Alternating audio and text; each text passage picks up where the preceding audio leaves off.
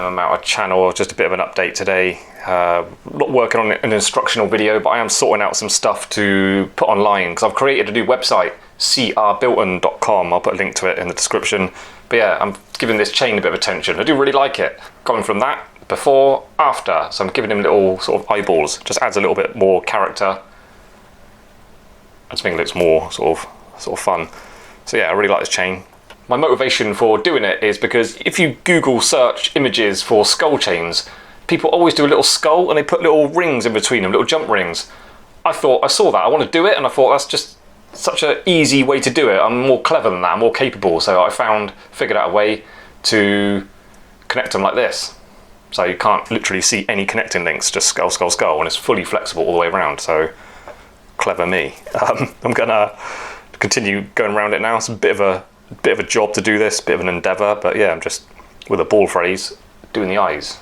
I had the idea to do this chain for ages, but I just was reluctant to spend all the money on the cast-in charges and the weight of silver and stuff, but I keep hearing about how price in gold and silver might go up a lot, even more than it already has.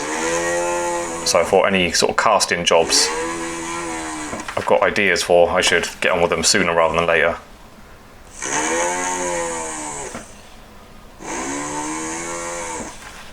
So it's a little bit awkward. The chain is quite heavy, so I don't want to put too much stress on one link, so I am being a bit careful about how I'm holding it. I don't want it to kink and bend or stress out any joints unnecessarily.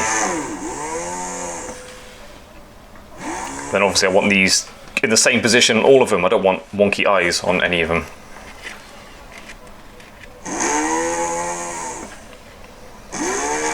Just 925 sterling silver, and the black is just black stain stuff you can buy from any jewellery. There's like a bit in there.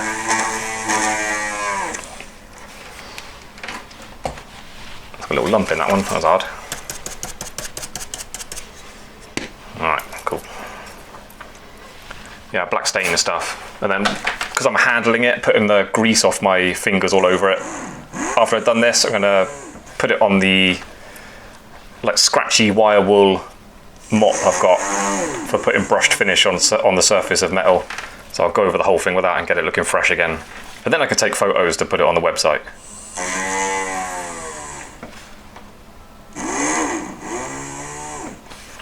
So check out crbilton.com. It's not a huge endeavour, that website. I'm not really a computer person. I do, people who watch my videos regularly will often hear me complaining about all the time I spend editing videos and that. I don't hate it, but it just takes ages. And I'm like a practical minded person. I like building and making stuff, working with my hands. I do not enjoy looking at a screen all the time. And it's that character trait of mine which makes me not enjoy social media. You can't find me on Instagram, Facebook, Twitter, TikTok, Snapchat, whatever else is out there. I don't use none of it. I'd much rather have my time and my mental health. Thank you.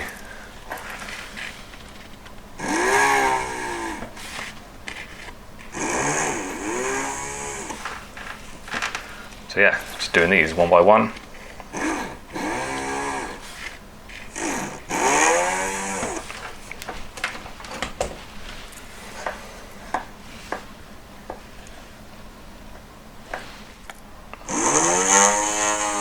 So I do like working with the skull design. It's popular with tattoos and heavy metal and stuff, but I'm not really that kind of person, but I do appreciate the skull design. So I've drawn them when I was a kid. I've done screen prints. Used to do street art, skull stuff.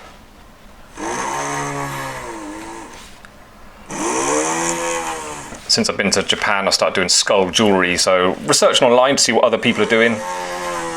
Takes you to Etsy. Etsy, I'm sure like 5-6 years ago, Etsy used to be good. It was meant for people who can like hand make things to quite a nice level, would offer them for sale on Etsy, but you look on it nowadays, it's just become like eBay. It's just a place for just unloading all your mass-produced tat. And the skull stuff is horrific.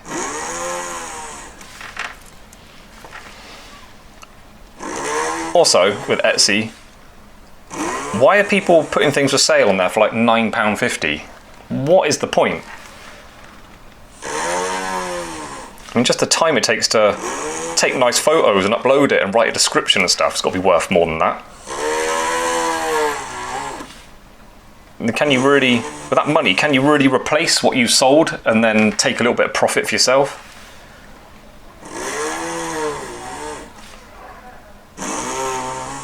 If you look, I can't remember how to do it, but there is a way to find out who the top sellers are on Etsy, and if you get to that page, it's all people selling little stickers and little badges and stuff that cost like £1.50 each.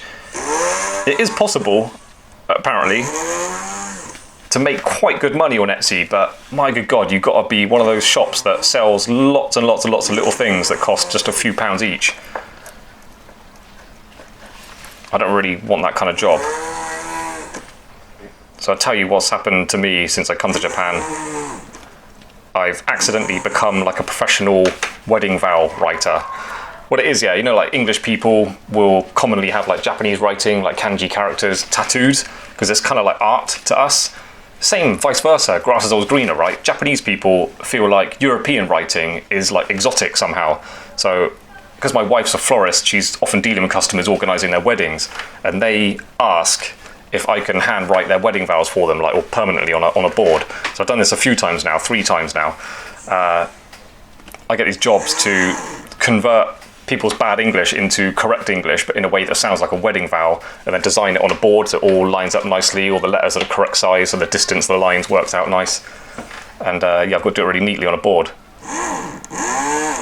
So I'm doing that. One got collected today. I charged, works out about $200. So I don't mind doing it, but it takes a bit of time. I've got to work really carefully, because naturally my handwriting is not neat at all. But if I slow down and do carefully, I'm capable of writing words neatly. And I think the word's beginning to spread that I do a good job, because people are always happy with what I do. So I'm imagining I'm going to get more of those jobs in the future. I don't mind. It's quite nice to do something a bit different sometimes. But yeah, not advertising it, it's just all word of mouth, which is quite often the best form of advertising. Just look after your customers, do a good job, you get a reputation, that's worth a lot. And then people just recommend to other people to come to you for whatever services you're offering. Especially jewellers, reputation is everything.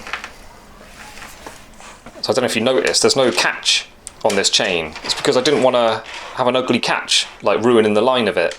So I just made it long enough to go over people's heads, and I just think it's a better design. We've got a long chain, stronger without the catch. The catch is always a bit of a liability, and yeah, I just think it's just nicer as a design when you've got all the links just continuously going. So yeah, when someone's wearing it, you can have one side going up, one side going down. But I think that's a small price to pay for not having a horrible catch halfway round.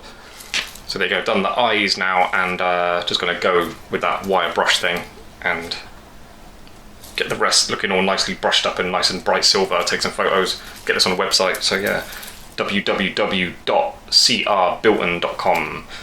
There's just going to be some bits on there for sale, and I'm trying to figure out how to make a gallery so I can just put put photos on of things I've made in the past. Yeah, little catch-up video. If you want to click and like and subscribe, helps the channel grow, and hope you join me again on the next upload. See you later, bye.